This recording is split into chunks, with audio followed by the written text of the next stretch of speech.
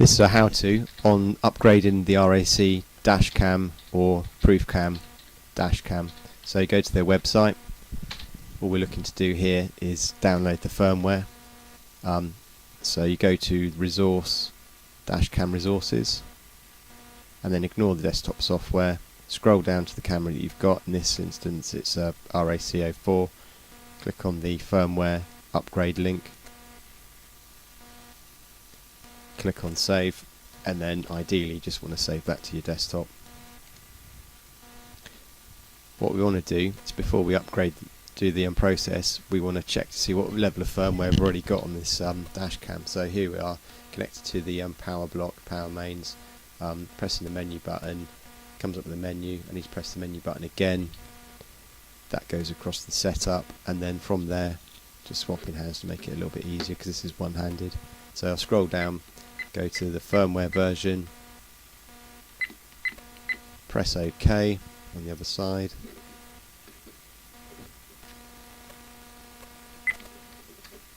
and there you go. That's the current firmware version that's installed on that dashcam, which is the original that came with it.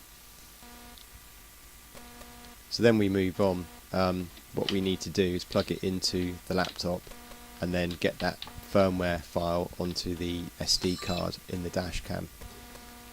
So put the USB cable into the laptop, then press the power. Sometimes it auto powers up. I don't think it auto powers when it's connected to the laptop, so you have to press the power button.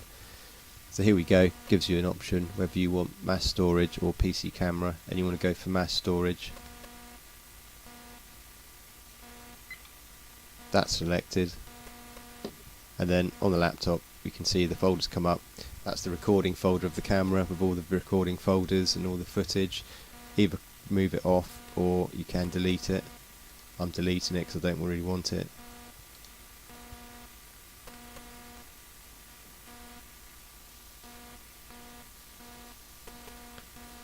That's gone, and then we're just going to copy over the firmware file that we downloaded earlier from proofcam.com. Just dragging that into the SD card folder, the dashcam. There it is.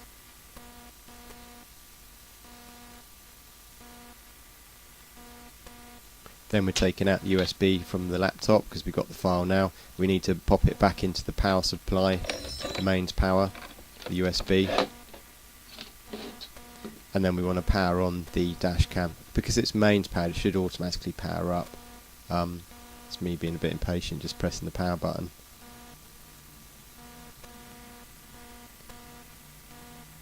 There you go, there it is coming up. That's the firmware's basically upgraded while the screen was blank.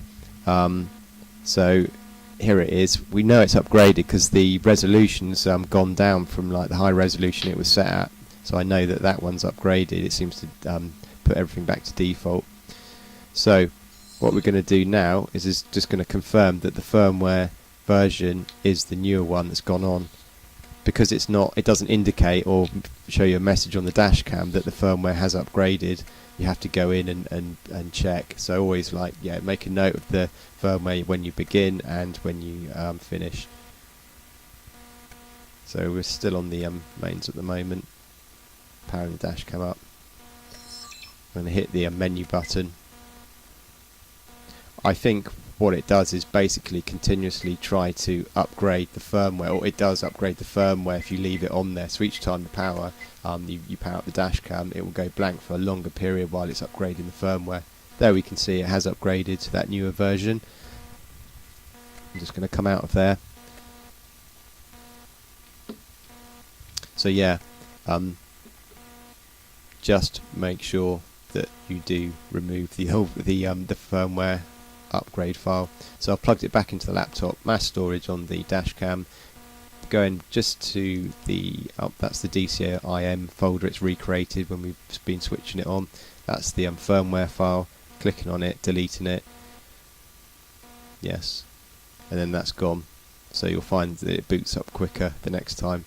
And in this case I've got two dashcams I'm upgrading, so I'm just powering them up, and you can see that they were very quick to come up with the RAC dashcam display, so that indicates the firmware is no longer on the dashcam. Thank you for watching.